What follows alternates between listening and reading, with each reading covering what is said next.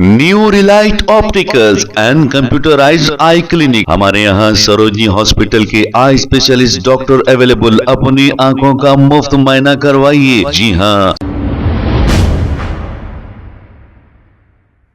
अस्सलाम वालेकुम नाजरीन, 7H न्यूज सच को रखे आपके आगे। मंगलहाट पुलिस स्टेशन हुदूद के इलाके में कॉर्डोनाइन सर्च किया गया। इस मौके पर कई मुकामात पर गैर कानूनी तरीके से घरों में शराब बेची जा रही थी। कई बियर की बोतलें और शराब की बोतलें पुलिस ने जब्त कर ली है। बगैर डॉक्यूमेंट की 25 टू व्हीलर व्हीकल भी जब्त कर लिए हैं और 8 LPG सिलेंडर भी जब्त किया है और 3 ऑटो रिक्शास को डॉक्यूमेंट नहीं होने की वजह से जब्त कर लिया गया है। आइए देखते हैं इसी की रिपोर्ट।